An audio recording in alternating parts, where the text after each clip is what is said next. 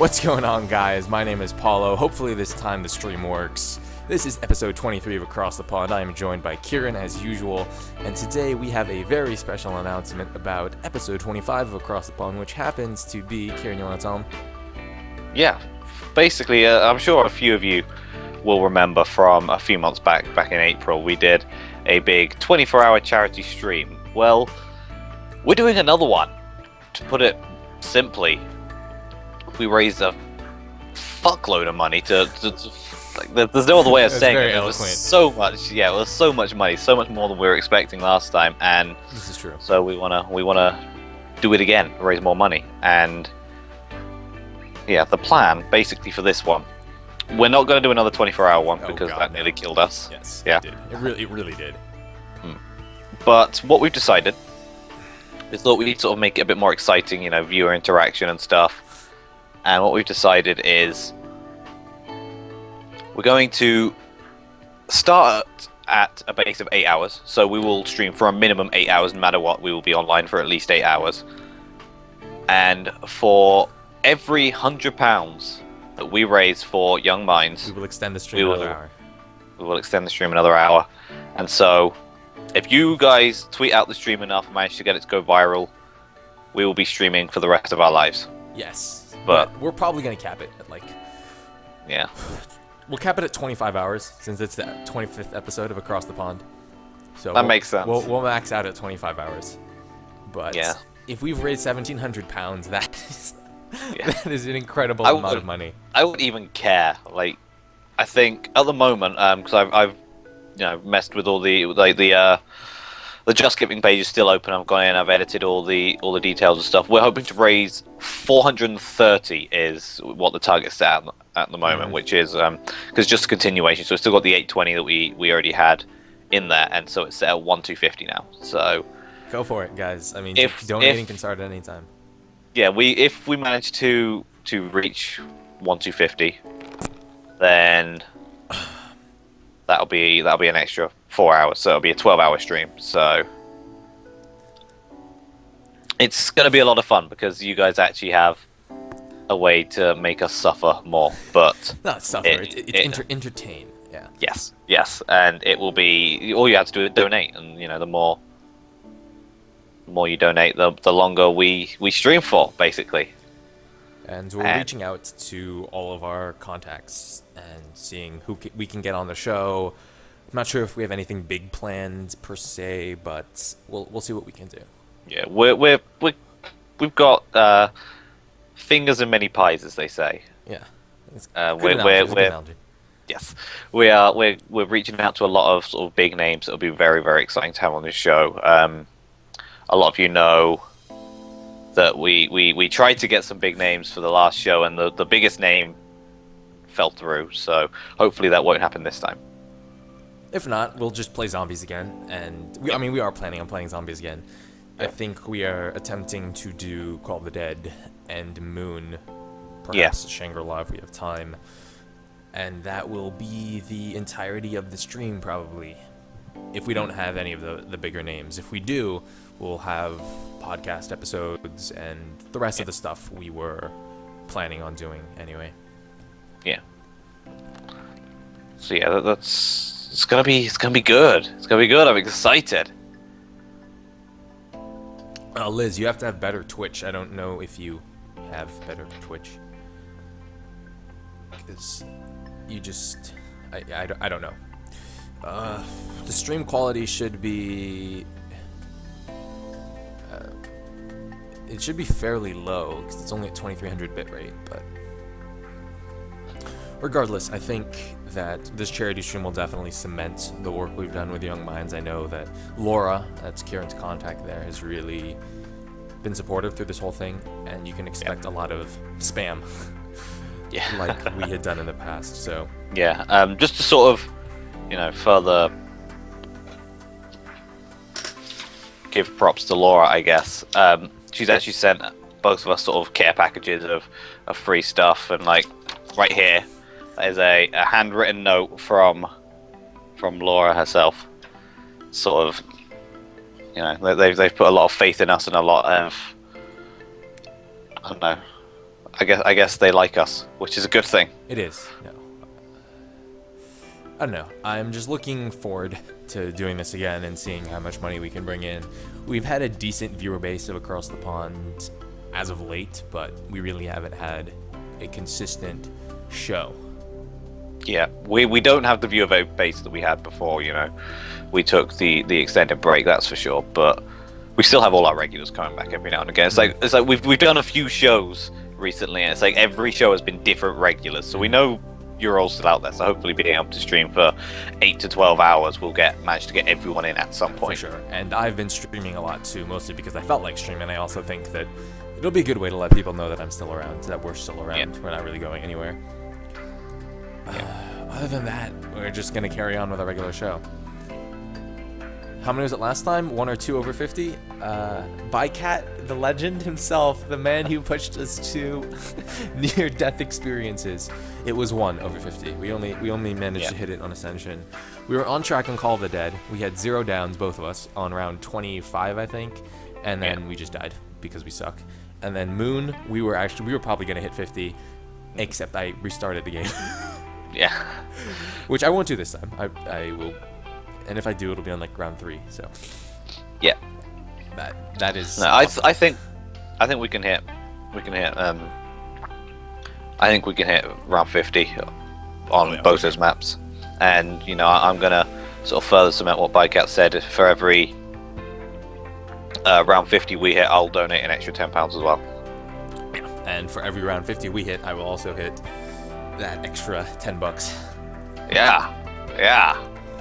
So if anyone else wants to do it, yeah, you know.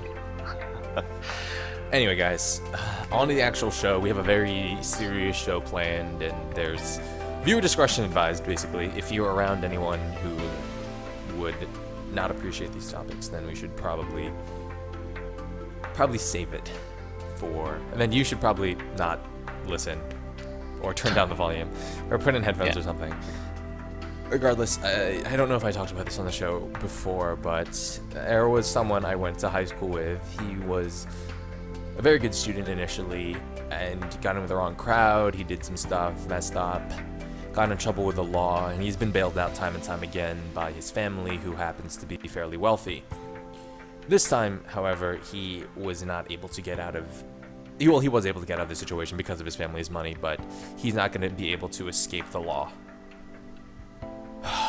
There was a house party a couple weeks ago, and I think there was this room where a bunch of people... It was like a coat closet type room where people put their coats or shoes or purses or whatever they brought to the party, and they just kept it in there, and it was a little safe zone. And they also happened to put people there who had passed out because they had drank too much or because they were inebriated in some way. So this girl was in the room, and someone took her there and they laid her down because she was completely blacked out drunk.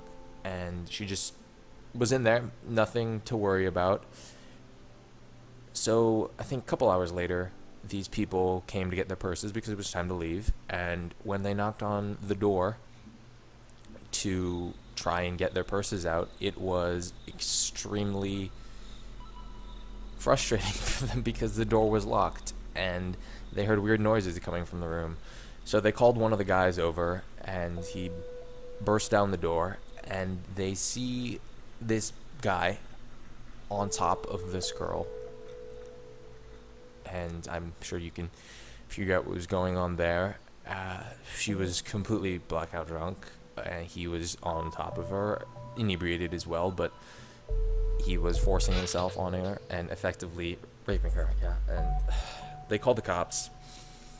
The fucking kid got, excuse the language, got arrested, and he was out on a $10,000 bail. And because there was nobody there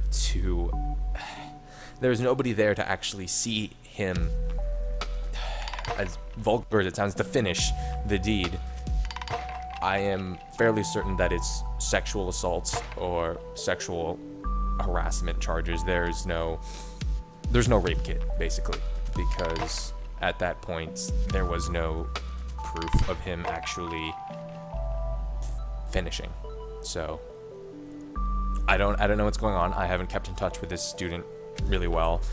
And it's just fucking weird, man, because this student, friend, whatever, used to be close to me. I mean, we hung out all the time, like 4 years ago. He was in my freaking car.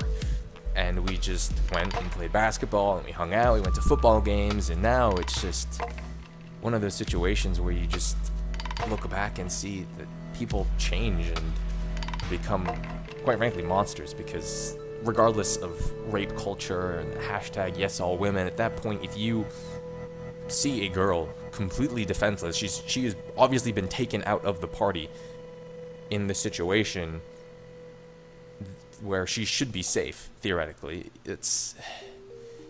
I personally put the blame all on the guy, and of course the girl is going to blame herself. There's going to be that whole idea of the victim blaming herself, but at that point it's like, you went to a party and people were responsible and tried to look out for you, and they did everything they could, and maybe you had a bad day, maybe she wanted to let loose, and she basically just had some fun. Her friends tried to keep her safe, and at the end of the day, someone was able to take advantage of her and take away what was most precious to her, which is the safety within her own body. And I don't know. I know that Kieran has extremely close ties to the actually being raped, and it's just one of those things that it shook me when I heard about it, because not only was this someone I knew, it was someone I used to be close with, and I don't know. It's fucked up. That's the only way to say it. Yeah, I guess, in a way, throughout, school and the few years after, we live in this sort of, I guess, sort of bubble where we think, the people that are close to us, the people we know, you hear all these horrible stories on the news and read it online and stuff like that, but you always think, like, there's always that thing in the back of your mind telling you, this won't happen, like, to me or something. This won't happen to someone I know. It's not something that is going to happen within my life. It's not something that I'm going to have to deal with or something. It's always something that when something like that does happen, it will hit hard, and it's a tough one. It's a tough one because obviously you knew this guy well, and you saw him for who he used to be, and obviously he got stuck on a dark path, as some people do. It's an unfortunate fact of life that some people do, but I guess you just don't expect it to be someone that like, I don't have an example in my life that's as extreme as that, but there are people that I knew, people that I used to be friends with, that I would suggest are on their way to something as serious as that. People that I know are quite badly involved with drugs, stuff like that, and people that have pretty much thrown their life away. Spoken about someone before on the show that I used to be very close friends with back in, I guess, middle school, maybe is the equivalent. And he was incredibly intelligent, like unbelievably intelligent, and he could have gone anywhere in life. He literally could have gone anywhere in life. He was sort of that smart. I mean, I like to consider myself a reasonably sort of above average in terms of schooling, things like that, education. I was always relatively above average, but this guy made me look below average. He was that good, and when it got to high school, he got in with the wrong crowd, and he got onto drugs, and now he's working a crappy part-time job. He's been pretty much disowned by both his parents and all his family, and he's in the shittiest place you can possibly be, and I think it's only a matter of time before he ends up either on the streets begging for money, or doing something worse in order to get the funds to finance the drug problem.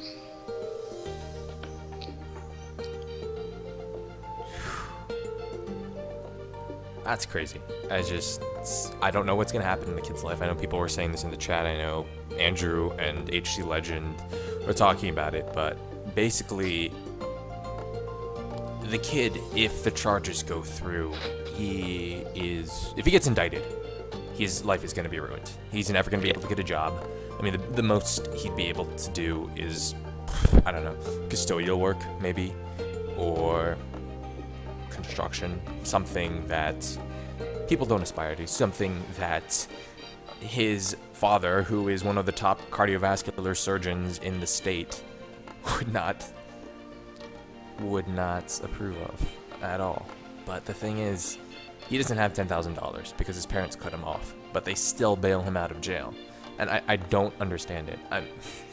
Okay, I get bailing your kid out of a tough situation when he messes up for the first, second, third, fourth, fifth time, but by the time you've already been expelled, you've been indicted for stealing a car, you've had multiple charges of possession against you, and then you go out and rape someone. I don't understand how, as a parent, you could feel compelled. Like, you would think that loving your child would be to just bail him out over and over and over and over again. I don't know. People have a screwed up definition of what love is as a parent, I think. Yeah. The problem with being a parent is you feel like, you know, you've got a responsibility, I guess, to your child. Like, eventually they'll get to a point where they just say, you know, enough's enough. We've really, we can't keep doing this. You've gone down a dark path. We've tried to get you out. We've helped you where we can, and you still don't, you know, sort your shit out. I mean, some people get there sooner, some people get there later, I guess. I mean, I feel for me, if my kid was, you know, consistently doing pretty terrible shit, then eventually I'd just get sick of it and just be like, look, you've got yourself into this mess, you've got to get yourself out of it now. But I know some parents, I know probably even my parents would, you know, they would be there for me, and, you know, they would do whatever they could every single time in order to, you know, get me out of those tough spots.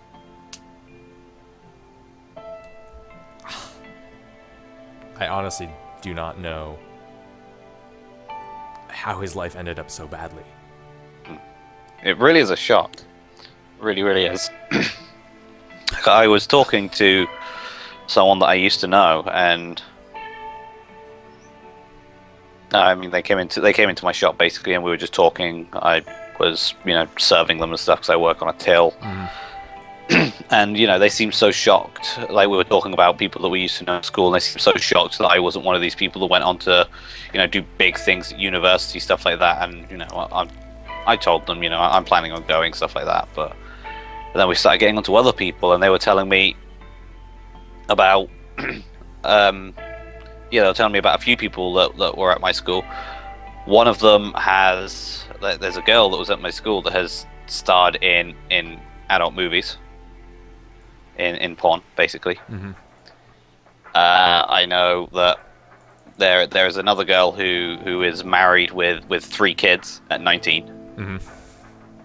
And I know there is a guy that is serving some like 6 years in prison for selling cocaine. So, I mean, these aren't people I was at all close to. Like, I had this sort of thing, and the first thing that came to mind was that doesn't surprise me, knowing, you know, how much they had issues at school. But it's just crazy. Like, we all live sort of a very sort of simple life, I guess. You know, we do school, we spend time online, we play games, stuff like that. But some people don't have that simpleness in their life, and some people do get into some really, really crazy stuff, I guess. I mean, even Liz is in the chat is shocked. You know, 3 kids at 19. It's like, I know, and she wasn't. Crazy. Yeah, she wasn't pregnant when she left school, which would have been 16, which means she had a kid, then, you know, gave birth to that kid, and then within the next few months got pregnant again. That's insane. Had a kid, and then within the next few months again got pregnant again, and somehow in all that time managed to get married as well. Wow. Yeah. We think that like a bad day is we just have a tough time at work, or we get a bad grade in school, or our parents chew us out, and we just end up sitting in our room and we go online, we play games, we listen to music, we draw, we play music, we do something. A bad day for so many people out there is nowhere near as fun, honestly, as what our bad days are considered. I mean, we have a bad day, we go to technology and we take advantage of having internet, games, and people we talk to online, and these people don't have that luxury because somewhere along the line they've made mistakes, and just, oh my god, I don't understand how you as a kid would, okay, for example, the girl who has 3 kids. Yeah. Honestly, it boggles my mind to think about how someone that young would want to say, okay, well, I've had 1 kid already, and a child is such a huge responsibility. Maybe I should, focus my time on this 1 child and try to give it the best life possible. But instead, you go out and have 2 more kids. Like, I don't understand the logic behind that. And maybe she really likes being a mother, and that's fine. And maybe there's a situation where the person who is fathering her children can support her entire family. But no, they are both out of work, living wow. on benefits, basically. I just don't understand that as an 18, 17, 16-year-old, the first thing that comes to your mind should be you. It should be taking care of yourself and just doing something with your life and not throwing it all away. And yeah, if you have a kid, most people are at least gonna feel some impetus to keep it, I think. And if the child turns out well, then that's great. But I think that you can still make something out of your life if you have 1 kid, like just one. You have someone who's staying with you, like your dad didn't leave, the dad didn't leave, and you have your family. You can still make something out of your life. It's tough, it's difficult, but there's no reason to say, oh well, my life is over, I'm just gonna have 2 more kids, start a family with this guy, and basically, I mean, I can't imagine the girl's parents are still involved. I have no idea, man. I have no idea. But I can say this, like, the girl came in to my shop a few days after this happened, without kids, so God knows where the fuck they were, but she came in, spent 20 quid buying cigarettes. 20 quid on cigarettes? Yes. And then bought a bunch of scratch cards as well. So it's like, okay, so you have no money, you're living on benefits, and you're trying to support 3 children, but you're still, you're still fine enough to support a rather unhealthy smoking habit and the gambling addiction. Okay. I just don't understand how, at what point in their lives did it turn to such an extreme point. Like, I live in the most boring town in the world. Nothing happens ever. So I don't understand how someone living in my town can get to that point in their life. Like, it just shocks me, because I understand it in like a bit more, at least not completely, in like a big city. If someone were to live in London, if they lived in one of the crappy parts, went to a crappy school, stuff like that, they might get into that sort of place. But I just don't see how it happened where I live, because it's a nice place, basically.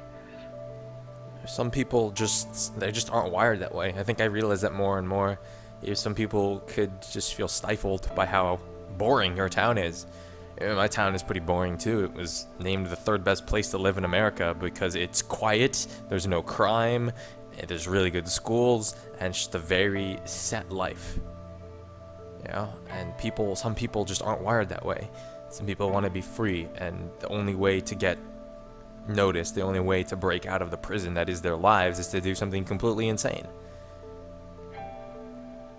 It doesn't make sense, but I guess it's just the way people are. I don't think that there's a way to change it. And as horrible as it sounds, I think that those people are the examples we can learn from. I know it's a big thing to learn from your own mistakes, but there are people out there whose mistakes you should and probably will learn from without ever having gone through the same thing, and that's good. And I hate to say that those people serve a purpose in life in that way, but they do, because without the mistakes of others, we would never learn how to move forward ourselves without making those mistakes. As terrible as that sounds, but it, you know. Yeah, I completely understand you though. Like, it is kind of horrible to say, but you know, other people's mistakes, you can learn from them. If you see someone fuck up their life in some ridiculous way, and you were thinking, "Shit, that could have been me," or you were thinking, you know, "I was planning on doing something similar to them. Maybe I won't now." That's a good thing. It's not your fault that they just happened to fuck up first. I mean, learn from it, I guess. Yeah. Some people, I guess, are just a little bit luckier. But yeah, moral of the story is don't rape someone. I mean, I cringe at the thought of having to say that, but you just don't. And this gets into the whole victimology thing, but that girl, yes, I mean, getting blackout drunk is never a good idea, because you never know where you might end up. Even if you don't get raped, you just might wake up somewhere where you're not familiar. But overall, just I can't help but think that he literally forced his way into a locked room, found this girl, and just the intent that he would see this girl and would just feel compelled to physically force himself onto her. Yeah. You know, a lot of the times I think that we say that you need to be smarter, you need to have forethought. I think that what those people did for that girl was about as much forethought as they could give, because how many people would think, like, okay, this girl has just blacked out, maybe I should find her keys, drive her home, and just like let her fall asleep in her car. Yeah. Like that's like, there wasn't much more you could do for her, to be honest. I mean, other than like doing something that is completely out of the scope of the maturity of the people who were involved, because I heard about them all and I'm familiar with them. I think that was the most that many of them were capable of doing, because it takes a really, really, really big person to say, you know what, I'm ending my night of fun at this party and I'm going to take this girl home. Yeah. But it's just a tragic thing, and I hope, I don't even know if she remembers the whole thing happening, and maybe she doesn't. Maybe no one has told her. Yeah. I mean, I'm pretty sure, you know, if they've been trying to get the guy on a rape charge, she'll have been told. Like the police would have questioned her about it and stuff. So I'm sure she's aware it happened. Whether she can remember any of it, I don't know. But you know, maybe it's for the best that she doesn't. You know, maybe, I mean, it might help. I don't know, get a conviction or something if she does. But if she doesn't, then it means she doesn't have that, I don't know, that haunting memory, I guess. Because it's not a nice memory. Like, I'll be honest. Like, whenever I think back to it, like, I know now I'm in a place where it's like, you know, I'm past it. I've accepted what happened, sort of thing. When I think back to it, I still sort of it. I mean, it gets to me a little bit, I guess, because it's the worst situation I think I've been in my life.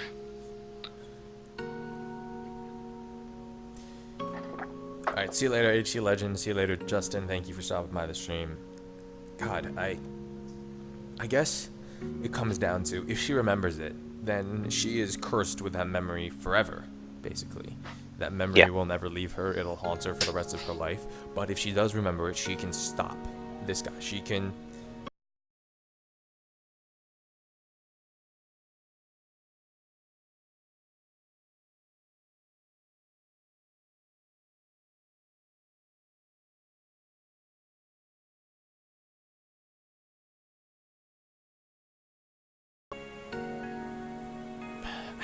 It's a lose-lose situation, because anytime somebody gets raped, everyone loses. It's just like the one case where, you know, nobody can win, and you can never really you can never really move on. Because No. when you think about murder and killing someone and even stealing something, the victim is gone forever, basically. Like, I mean, I hate to sound so blunt about it, but the money is gone forever. The items are gone forever. Maybe you can get them back. Maybe you can resell them. When someone dies, they're gone, and you as a family member have to deal with that, and you have to move on. But they were the victims of that crime, and they're gone. And if they may be in a better place, they may have moved on, and you may be suffering with their loss, but you will be okay. But when you're raped, the victim is you, and the only way out of that is one of the worst things you can do to yourself, just killing yourself. The only way out of your prison is getting out of your own body, and that's just I can't imagine what that feels like.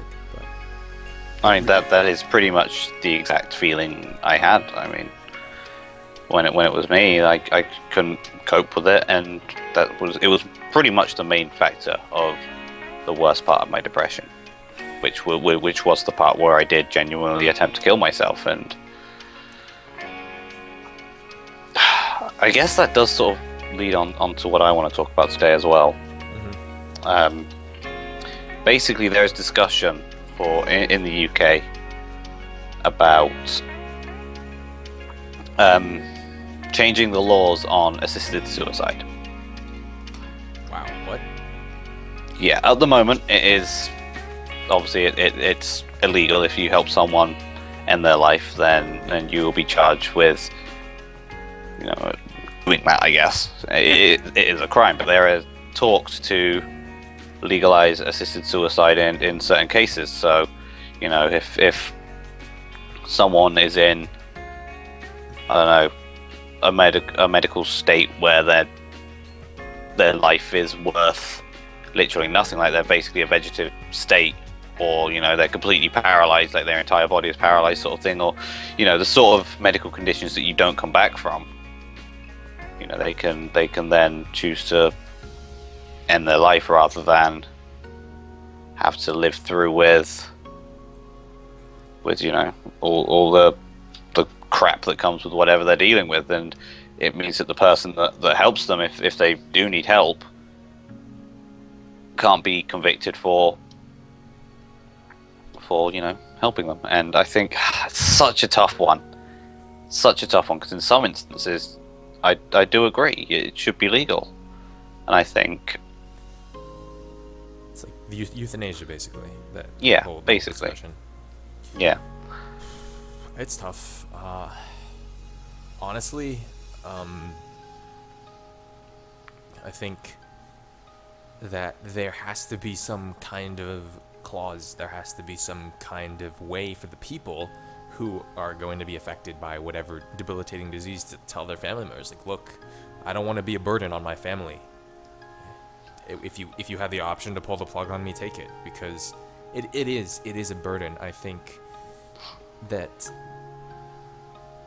you having to go through that as a family, I mean, just thinking about it, it's like, well, this person is dying, and you are slowly witnessing your life die, and you are living as if you're not living as if they have died. You're living as if they're dying, and you're doing everything for them, and you're basically fighting against all odds to just keep them alive. Not even get them to live a full life, but just to keep them alive, just to keep them breathing. It's such a stress, and it's something that I think a lot of people, at least a lot of the people I know, would say, you know, don't make me a burden to your life. That the best thing you can do for me is to release me, so you can live your life. You can mourn me. You can move on and realize that I am gone, because the longer you live in a state where you know that the person is going to die, but they're not actually gone yet, you're just spiraling downward and trapping yourself in honestly one of the worst situations that anyone could experience, which is knowing that someone you love is lost, but not actually experiencing their death. And it's crazy to think about, but I support that in that scenario, at least. Yeah. speaking from someone who's been in that position, I have had someone, ask me to help them end their life, basically. It is the worst feeling I have ever had in my life. Period. Having someone say to me, my quality of life is so low, so beyond repair that I just want to get out of here, but I can't do it myself. Can you help me do it? And just, it is the biggest burden anyone can ever deal with, and to be that person to end someone else's life, whether it's legal or not, whether you're convicted for it or not, it's not something you can live with easily. Because I mean, this person asked me. I said no, obviously, but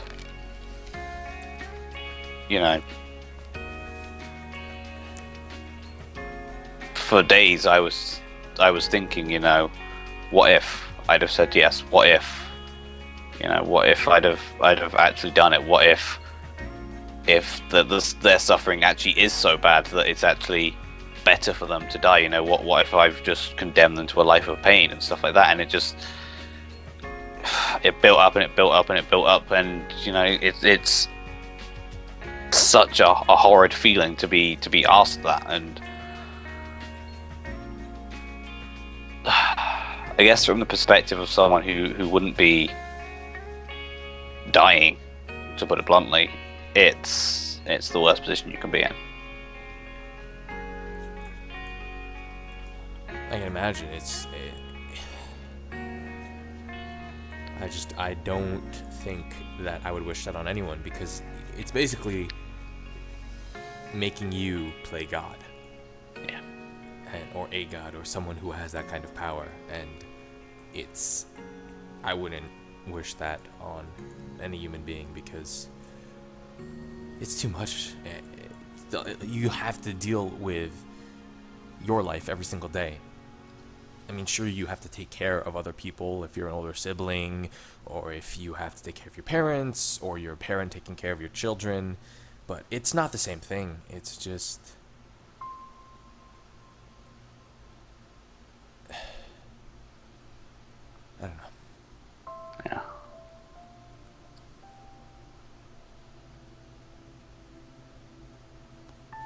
Yeah, the Twitch chat died for me, so I don't Okay. know what people said, because I see Andrew and Liz talking, but I don't know what they're talking about, so. I see. Yeah.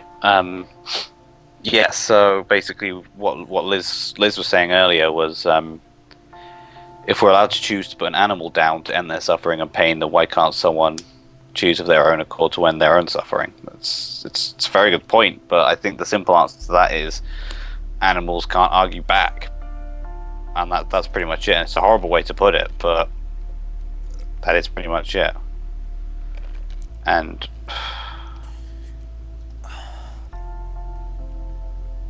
I don't know. Okay, so I don't, actually no one knows this, because we never talked about it on ATP, actually, but the reason, the biggest reason we didn't have a show for a month and a half was because my mom was in and out of the hospital. She had 2 back-to-back brain surgeries in a span of 5 weeks. The first brain surgery out of those 2 was for a spontaneous brain bleed, which they fixed, and the second one was far, far worse, because there were not only complications from her surgery, but massive swelling in her brain, which was equivalent to a very serious stroke, to the point where her body was paralyzed completely on her left side. And I don't wish this on anyone, and I know I've said this a lot, but I really do not. Having been there myself, I do not want anyone to ever have that feeling of the person they love most in the world telling them basically, look, if it is possible for them to nurse me back to full health and live fully, then let them do that. But if I am just going to be a burden and a vegetable for the rest of my life, take me off life support. I don't, like, that conversation actually happened, and coming from that perspective, I completely understand it, because it's just one of those things where you have to say, look, like it's my life, it's your life, and you're not doing it to be selfish, and you're not doing it to say put me out of my misery. You're doing it to save the ones you love from having to endure terrible misery. Because if my mom was a vegetable and completely paralyzed on the left side of her body for the rest of her life, that would be a burden to me. And as selfish as it sounds, my dad and I would be unable to live our lives. I would not be able to go to college. I would not be able to have my own family. My entire life would revolve around getting a job, hiring people to take care of her. My dad would have to cut his hours short. He would maybe even have to take a different job, because that just becomes your entire life. And if you try to, I just don't understand anyone who tries to argue against that. It's like, yes, that would be possible if I had $1 million to spend on all these caregivers and to nurse my mom and make sure that she spends her life in comfort, even though she will have no idea what's going on and be unable to move. What kind of life is that? I think at the end of the day, while it may seem like it may seem like suicide, it isn't. I hate religious, because it isn't. Because suffering in itself is a far worse crime than letting someone go. I mean, Jesus on the cross, I know a lot of people will argue about the symbolism of religion or whatever, but Jesus on the cross, he could have just died. He could have just given up. He could have said, all right, whatever, I'm gone, I'm going, and I'll come back in 3 days. But he suffered for hours on the cross, because that was like the ultimate sacrifice. Because suffering in so many ways, suffering to the point where you know you're going to die, but you just can't give out yet because there's something keeping you there, that is the worst kind of pain in this world. And I think that being able to advocate and support euthanasia or assisted suicide, if there are proper measures in place and a respectful way to do it, is the right choice, I think, in any situation. Because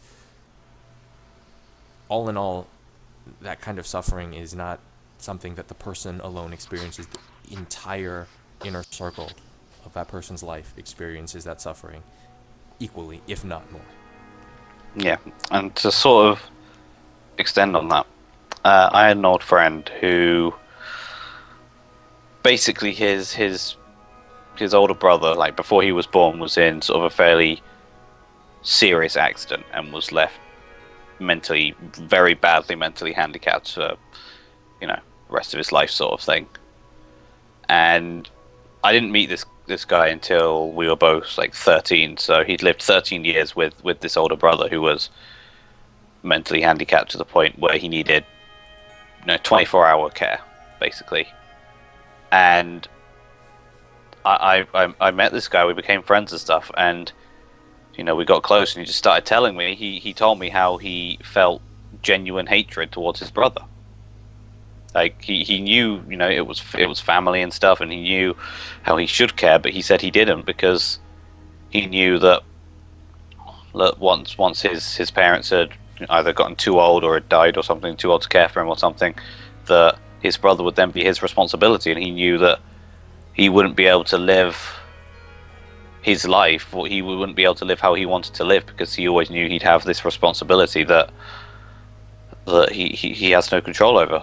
And it really hit home, that, because this isn't someone who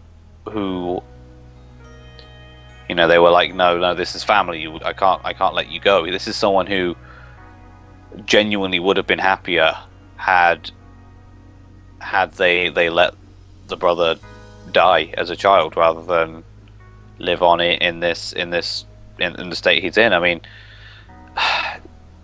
it's a really horrible thing to for him to think, sure, but in his situation, it had been 13-14 years, and he just knew that his entire future was already decided for him. He didn't have a choice in where his future went, because he knew, he could go out, he could go to university, he could get his dream job, but as soon as his parents were unable to care for his brother anymore, he'd either have to single-handedly finance someone else to care for them full-time, or it would be his responsibility. It's crazy. Yeah. I think that this is probably one of the most sensitive topics around, because there's so many people who have experienced those kind of things, but at the same time, it's just, I mean, I don't think this is the most congruent example, but Zach Sobiak is a story from a year ago. I showed you this, Kieran, and Yes. a lot of people know about it because it's an extremely well-known story. The kid basically chose to live his life as a ticking time bomb. They said, you could go under this procedure we have for you, we could put you on these medications, we could treat you this way, but your quality of life will be severely limited, and we won't even know if it'll save you. There's a small chance that it will, but the suffering and the pain you will have to endure will be so great, and it might not work in the end, and the treatment itself might kill you. And he said, look, how long do I have to live? And they told him the amount of time he had to live, and he said, you know what, I don't need this treatment. I don't want to risk that, and I don't want to put my family through that. I'm going to live life to the fullest for my last days. And he went out, and he lived life to the fullest. He changed the freaking world through his music, through that video, and just being able to affect that kind of change in that short amount of time, because knowing and taking your life into your own hands like that is something that I think we should give everyone the chance to do. Because if it comes down to that, it's basically almost the same thing, except there is no accident or debilitating disease that takes that right away. You have the choice yourself. And he was basically saying, like, I'm basically choosing to kill myself, and it'll happen in 8 months. But until that 8 months comes, I'm going to live my life to the fullest and make sure my family has everything they need, and to give them the peace of saying goodbye to me, you know? Like, if he had gone through that treatment, he could go in one day and he could just never come out again. Like, being able to give his family that closure before he goes is, I mean, sure, they didn't know the exact day he was gonna die, but they could say goodbye to him. He could tell them to move on, and they could go through that process together. And I think that just from that story, I feel like a lot of people in that situation should examine themselves and see if they would want to do the same thing, because though the Sobiaks are without their son and without someone who meant so much to so many people, they have been able to move on and can live life in his name because they had the time to say goodbye to him. And if you subject someone to some kind of treatment that could kill them at any single point, you effectively take away those chances you have to say goodbye to them. Because, yeah, you could go into every single thing all dramatic and everything, acting like it's the last time you're going to see them, but every time you don't, you get a little bit more hope, and the day they don't come out is the day it all comes crashing down, and you're left with a pile of rubble as the rest of your life. And I think it's sort of, maybe it's a bit difficult to answer, but I do wonder, what would people do if they were in that situation? Like, I mean, if you or I were in that situation where we had the choice, a life where, we control our fate and our future, that's got a 100% chance to be cut excessively short, or, try something that has a 10% chance of working, but also has a 90% chance of killing you instantly, leaving you with nothing. I would every single time take the option to, control my own future. I would too. Live out the rest of your days powerfully and to the best. I think it depends on how long that future would be. If they told me if we don't do this, you will die within 3 days, then sure, I'd probably go for whatever the 10% was, because 2 days extra is not going to do anything. But if they told me, I had a few months, maybe a year, I would take that and I would go out and I would live the best year that anyone had ever lived. That would be my aim. New challenge. It would be a way that you could give back to the world with no forethought or worrying about what's going to happen in a year and a half, because you could just live life. And I think that there are very few diseases out there that would say like, oh, you have 3 days to live if we don't treat this. Yeah. But it's one of those things that seems different looking from the outside in. I think that Zach and a lot of people in his situation have a very, very strong support group, in the sense that they know exactly what they'd be doing with the rest of their time. They know how they'd change the world, quote unquote.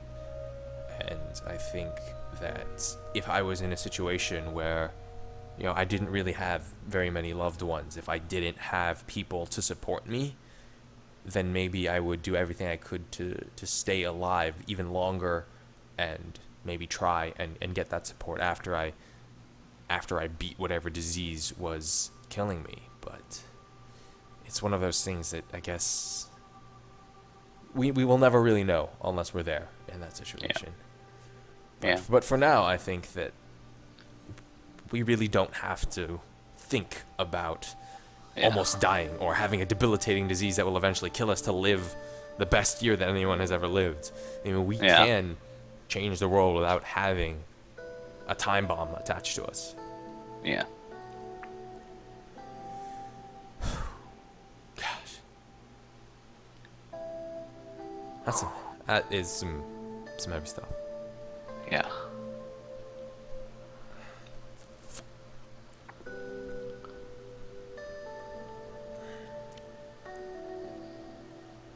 Right, it's been a while since we've done one of these shows. We've done a lot of shows where we tried to mix in heavy topics and lighter topics, but I think there's only been maybe one other time where we've just gone bam, heavy topics all the way through.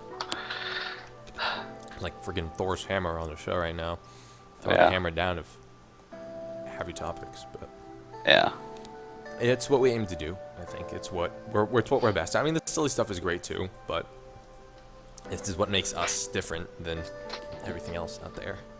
That we can do this and hopefully try and get something out of really tough conversations. Because this is stuff that people want to avoid. People are so politically correct and want to avoid talking about the slightest thing that raises controversy. Yeah. And yet these are the same people. I mean, post 1,000 pictures of drinking and partying and destroying property and no one bats an eye, but drop euthanasia and rape and everyone loses their minds. Yeah. So hopefully stuff like this can be more talked about, because we don't do enough talking about it, I think. We don't do enough of the heavy-hitting topics, especially in school. I think that's one thing that everyone really shies away from, because God knows why. I don't know. I mean, all these people know each other. All these people go to the same school. They're familiar with each other. We're just two guys talking via anymeeting.com, broadcasting to a bunch of people who we've never even met. Well, I met Andrew, but to a bunch of people we've never even met, and people who could see this on YouTube or on Twitch who we have no idea exist, and yet they'll be able to contribute a lot more substantial discussion than a group of people in school who have known each other for years. Because you bring that up in school and everyone's raising their red flags, the PC, the controversy, the censorship. I don't get it. And I think it's absolutely ridiculous. And to bring it back to a topic we've spoken about before, mental health, and something that we both, we work a lot towards, and we're going to be doing again with the next charity stream. They don't talk about mental health at all. Like I went through the whole of my school life, and no one ever spoke to me once about, depression or any other sort of mental health illness. And so when depression hit me, I didn't have a fucking clue what to do. I was in a complete sea of, mess. I had no idea where to go, who I could talk to or anything, and I thought I was completely alone and, lost at sea. And You know, the truth is that's not how it is.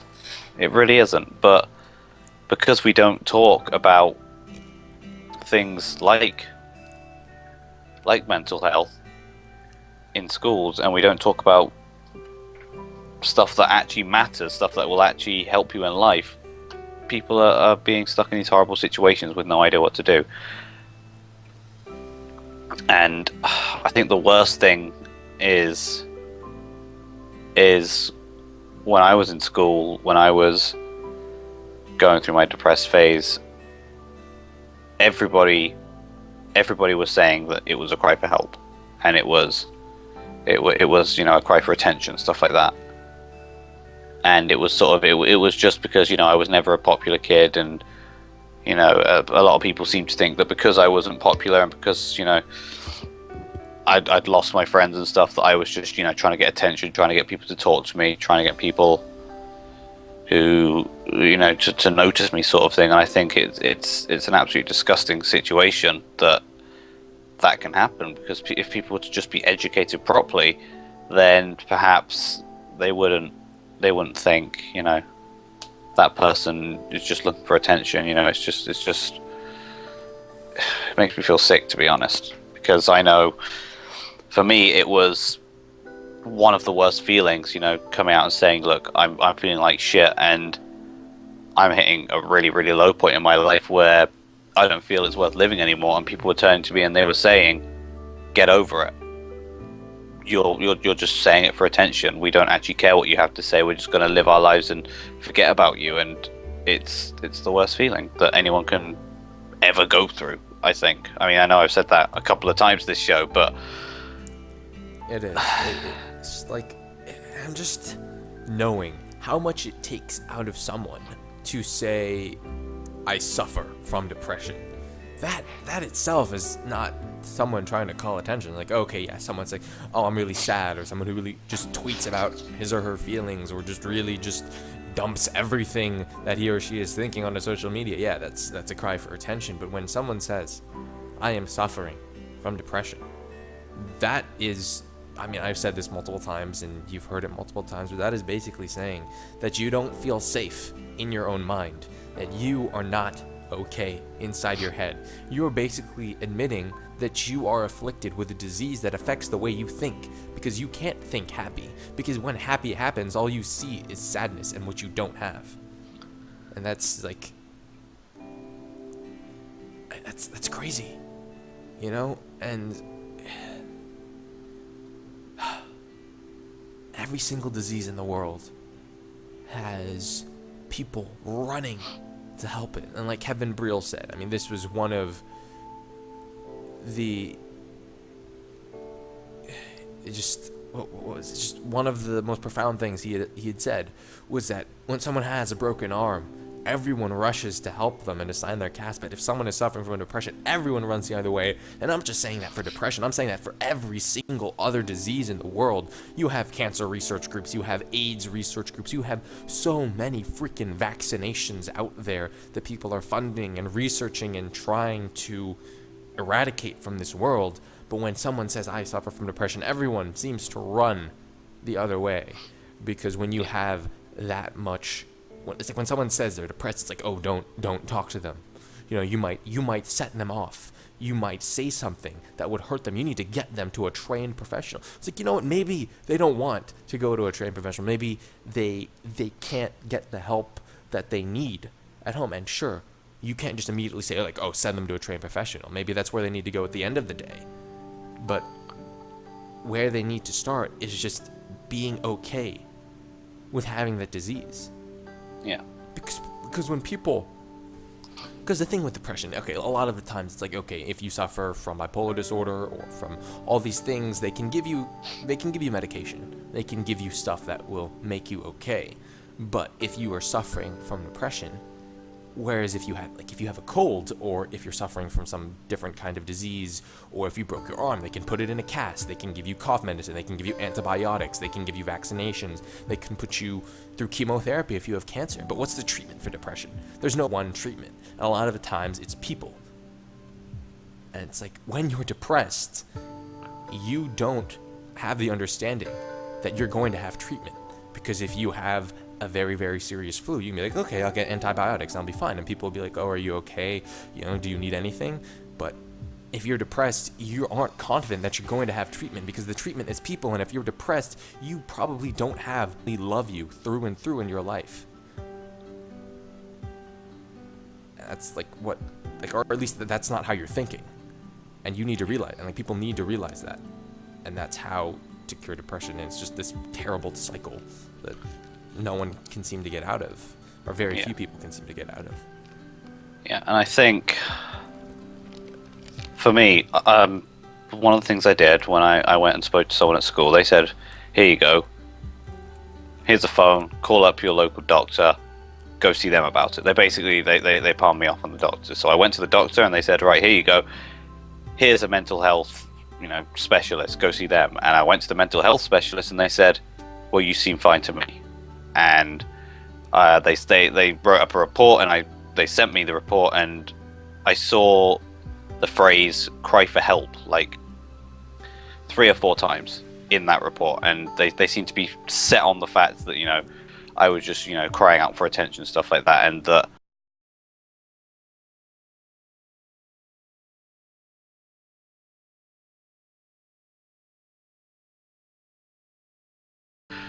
and I've been there, and this has happened in my life. When someone's come to me and they've said, I'm thinking about suicide, I have a plan, I want to do this, I want to do this, I want to do this, and then that's it, I'm gone, and a lot of the time they'll say, I'm going to do this, and I just need a reason, like, not to do it, sort of thing. And when someone says, here's my plan, find me a reason to not do that, then the last thing I see is helplessness, because depression has been beating you up for years. It's called you ugly and stupid and pathetic and a failure, and for so long that has been happening to you that you've forgotten that it's wrong. You don't see any good in yourself, you don't have any hope, but still here you are. You've come over to me, you've banged on my door, you've called me up, whatever, and you said to me, hey, staying alive is really hard right now, and I'm really, really struggling. But just give me something to fight with. I don't care if it's a stick or a weapon or something. Just give me a stick and I can stay alive. And I just don't think that is helpless. I think it's incredible. You're like a soldier, a marine or something. You're trapped for years behind enemy lines. Your gun's been taken away. You're out of ammo. You're malnourished, you probably caught some kind of jungle virus that makes you hallucinate giant spiders or some shit, and you're still just going, give me a stick, I'm not dying out here. A cry for help makes it sound like, I'm supposed to take pity on you, like I'm supposed to, look at you and think, I'll look at you, you're in such a bad place, here is my pity, but you don't need my pity. You need a reason to live. Exactly. It's not pathetic. It's the will to survive. And that is how humans have lived long enough to become, the dominant species on this planet. With no hope, running on nothing, you're ready to cut through 100 miles of hostile jungle with nothing but a stick, if that's what it takes to get to safety, All I'm doing is handing out sticks. You're the one staying alive. Exactly. It's just one of those situations where people who are at the edge of killing themselves they're not helpless, and like you said, they're not crying out for help. They just want that one thing that lets them know that they can still make it, because they're doing everything they can to stay alive, but they're feeling like the only way out is to kill themselves. And when they come to you and they say that this is their plan, that this is what they're going to do, they are capable of achieving everything that you talked about, cutting down that jungle, making it over their depression. All they need is just one thing to hold on to. That people are just looking for hope, and it seems so silly, but holding on to that one thing and finding that one thing to hold on to can get you out of so much. And who cares that if revolving your entire life around one thing is bad? And yes, it is bad, but if you are in that situation, do everything you can to get out of it. And if that means focusing on one thing and using it to effectively save your life, because that stick will effectively save your life, you can realize that, you know, that stick can be something else, that it can turn into an actual weapon, it can turn into a pen, it can turn into something that can give back to the world. And then you will realize that that stick was just getting yourself out of the jungle. And when you're finally out of the jungle, you no longer need that stick. You can use so many other things in this world to be productive, to keep yourself afloat, and to get you back to where you want to be, and eventually get you past where you ever thought possible.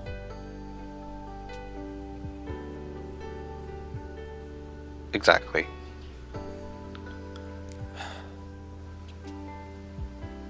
Gosh, like emotionally drained. Yeah. This has been one of the it's been the heaviest show we've ever done by a long way.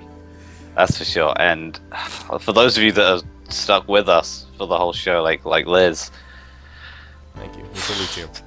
Yeah. Thank you, Penny, for coming in, and everyone who stopped by. I think this whole ATP thing has been all over the place recently, but it's shows like this that remind me why we do this.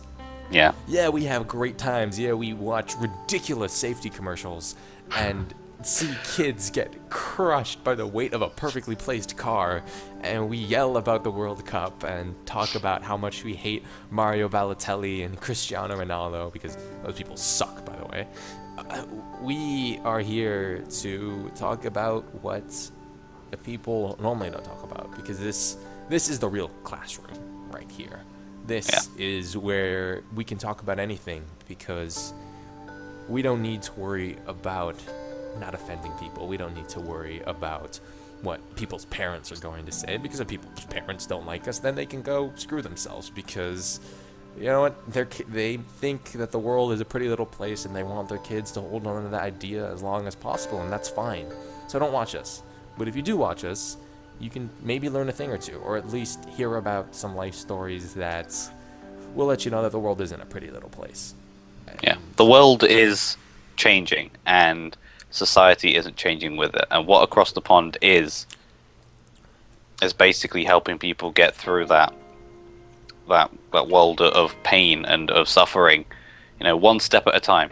You know, we are here to help. We are here to educate people in the things that, you know, schools and the media are too scared to talk about, because, you know, they're taboo, or because they're, you know, controversial or something. You know, we won't shy away from stuff like that, and that is what Across the Pond is, and that is what makes Across the Pond worth doing every single time we do it.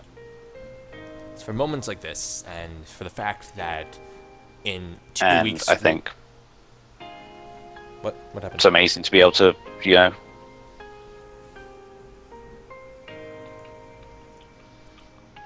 Okay, never mind. Sorry, I thought we were having internet problems. We're good. Okay. And Kieran has frozen, so...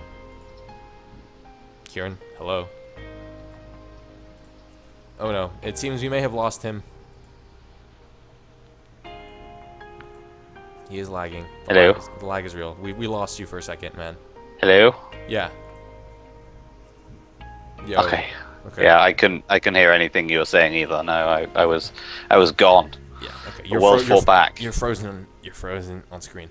But what we were trying to say is that we're here, and in 2 weeks we'll be able to get to talk about even more things for 8 hours, which doesn't seem like a long time at all, but really it is. It's a lengthy amount of time to be streaming. And Kieran is nowhere to be found again. That's a minimum. That's a minimum. The 8 hours is a minimum, yes. I still can't hear you very well. I don't think you can hear me either. Yeah, this is bad. Skype is failing us. I can hear you. Yeah. Okay. Are we good? Yeah. I think it's just a mixture of both Skype and maybe. Yeah. I really don't know. I'm gonna say no. Yeah. Maybe what?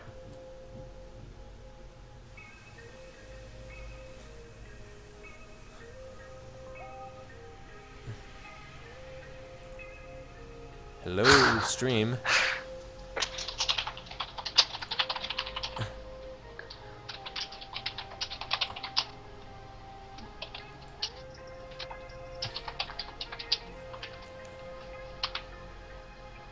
Can you hear me?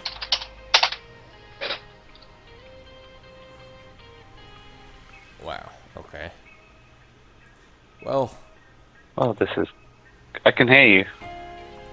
You can, but can you hear me as I'm speaking right now?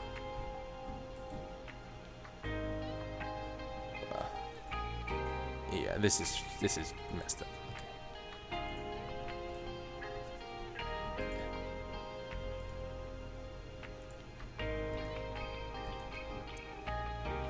Yeah, I don't know what's going on with Kieran's Skype. We are getting really terrible signal right now. I mean, you guys can still hear me, and like my any meeting is still fine. Kieran's is all like, you know? Yeah, I can't hear Kieran though. That's the problem. I guess I'm just gonna have to finish. Kieran, I'm gonna have to go on without you, my brother.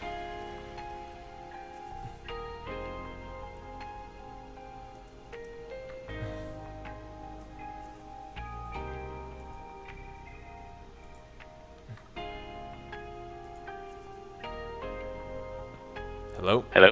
Hello? There we go. Okay, never mind. I'm not going on without you. Never mind. Yeah, I left the any meeting. It was obviously killing my internet. That was obviously the problem. Well, your face is just on screen still, so that'll be fine. But we're okay. We're okay. Kieran is here. We're fine. Just to wrap it all up. 8-hour minimum. 2 weeks from now, it'll start at, I want to say 2 p.m. my time. Does that sound good? No, maybe a little late start. I thought we agreed like 1 p.m. originally. What later start? I said 2 p.m. my time. Yeah, I said 1 p.m.